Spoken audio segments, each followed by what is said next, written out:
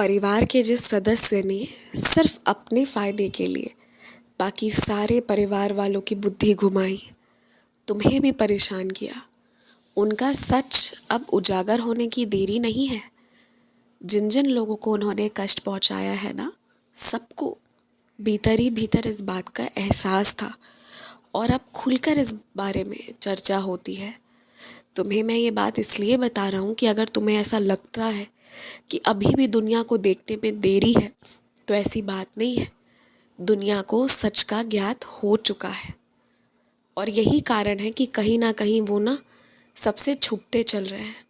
लोगों से पहले की तरह उतनी बातें नहीं कर रहे हैं, क्योंकि उनका जो सच है, जो हकीकत है, वो सबके सामने, वो उन लोगों के सामने भी आना शुरू हो गया है जिन लोगों ने कभी कल्पना भी नहीं की थी कि वो ऐसा करेंगे।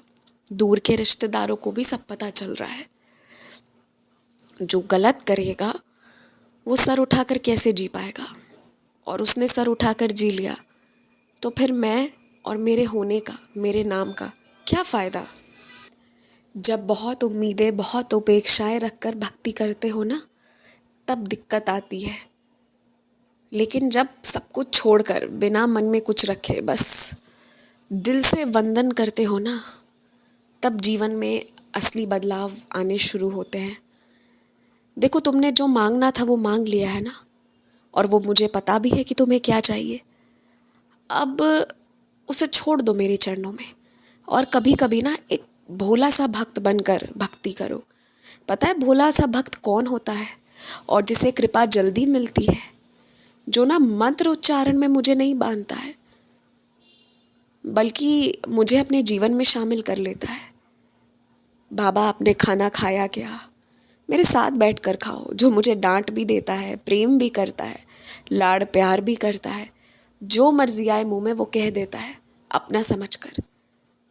जिसके मन में कोई चंचलता नहीं होती है, जिसके मन में कोई छल कपट नहीं होता, जो होता सामने होता, जो दुनिया के सामने क्या करे नहीं पता पर मेरे सामने ईमानदार होता है, वैसा भोला भक्त हो ना, तो फिर देखो, वैसी भोली भक्ति करके देखो क्या होता है, देख लेना।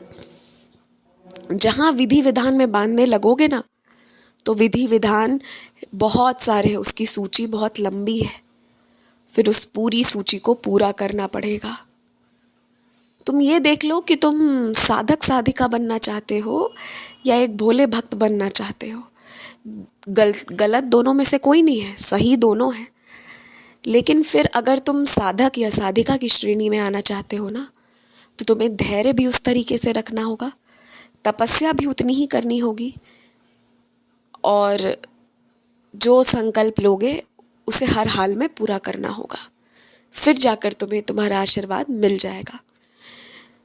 लेकिन तुम्हारी प्रवृत्ति एक भोले से भक्त वाली है, इसलिए मैं अक्सर तुमसे कहता हूँ, मत बांधो मुझे मंत्रों में, तुमसे वो नहीं हो पाएगा। क्योंकि तुम मुझे रोज़मर्रा में शामिल करके रखते हो और वही तुमसे हो पाएगा। जब भी बहुत बुरा लगे ना, विश्वास डगमगाने लगे, तो सिर्फ उस पल को याद करो जिस पल तुम्हें लगा था कि एक शक्ति है जिसने तुम्हारे साथ चमत्कार किया है। बस उतना ही याद करो, वही काफ़ी है। खुश रहो।